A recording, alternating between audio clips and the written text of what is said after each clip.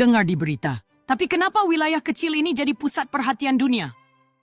Palestina terletak di Timur Tengah, berbatasan dengan Israel, Mesir, dan Yordania. Wilayah ini dianggap suci oleh 3 agama besar, Islam, Kristen, dan Yahudi. Sejak tahun 1948, konflik berkepanjangan membuat Palestina selalu masuk headline internasional. Bukan hanya soal politik, tapi juga kemanusiaan, karena jutaan orang masih hidup dalam keterbatasan akibat perang dan blokade. Jadi ketika kamu mendengar kata Palestina, ingatlah, ini bukan hanya konflik. Ini tentang manusia, rumah, dan masa depan. Konflik Palestina-Israel berawal dari tahun 1947. Saat itu, Perserikatan Bangsa-Bangsa mengusulkan pembagian wilayah. Sebagian untuk Yahudi, sebagian untuk Arab Palestina. Tapi keputusan itu ditolak oleh banyak pihak, karena dianggap tidak adil.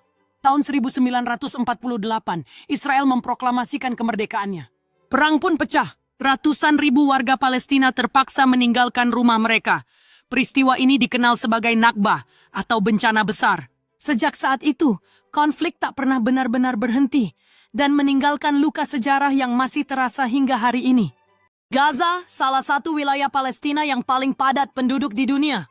Lebarnya hanya sekitar 10 km, tapi dihuni lebih dari 2 juta orang. Di sini, listrik sering mati, akses air bersih terbatas, dan banyak gedung rusak akibat serangan. Namun kehidupan tetap berjalan. Anak-anak masih berangkat sekolah, orang tua tetap berjualan di pasar, dan keluarga berusaha menciptakan momen bahagia di tengah kesulitan. Di balik berita-berita konflik, Gaza juga punya cerita tentang keteguhan hati dan harapan yang tidak pernah padam. Masjid Al-Aqsa di Yerusalem bukan hanya penting bagi Palestina, tapi juga bagi dunia. Bagi umat Islam, Al-Aqsa adalah kiblat pertama sebelum Ka'bah dan tempat Isra' Mi'raj Nabi Muhammad SAW. Bagi umat Kristen, Yerusalem adalah kota suci tempat sejarah penting Yesus. Dan bagi umat Yahudi, wilayah ini diyakini sebagai lokasi kuil Sulaiman. Itulah sebabnya Yerusalem, terutama Al-Aqsa, selalu jadi pusat perhatian dunia.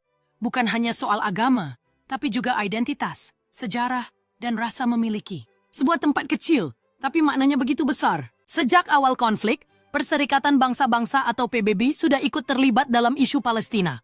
Tahun 1947, PBB mengusulkan pembagian wilayah Palestina yang justru memicu perang pertama. Setelah itu, PBB membentuk badan khusus, UNRWA, untuk membantu jutaan pengungsi Palestina. Hingga kini, PBB terus mengeluarkan resolusi yang menyerukan perdamaian dan hak-hak rakyat Palestina. Namun, banyak resolusi itu tidak dijalankan karena perbedaan kepentingan negara-negara besar. Bagi rakyat Palestina, PBB adalah simbol harapan, tapi juga kerap jadi tanda tanya. Kapan keadilan benar-benar datang? Di luar berita perang, Palestina juga hidup lewat seni dan budaya. Musisi Palestina menulis lagu tentang kerinduan pada tanah air. Seniman membuat mural di tembok pembatas, menjadikannya kanvas perlawanan. Penyair terkenal Mahmud Darwish menulis puisi tentang cinta dan tanah air yang hilang. Bahkan di film dan media internasional, Palestina sering hadir sebagai simbol perjuangan. Budaya jadi cara rakyat Palestina bercerita pada dunia bahwa mereka masih ada, masih bernyanyi, masih bermimpi. Di balik konflik yang panjang, generasi muda Palestina tumbuh dengan mimpi-mimpi besar. Banyak yang bercita-cita jadi dokter, guru, atau insinyur. Meski sekolah sering terganggu, mereka tetap belajar dengan semangat. Bagi mereka, pendidikan adalah senjata paling kuat untuk masa depan.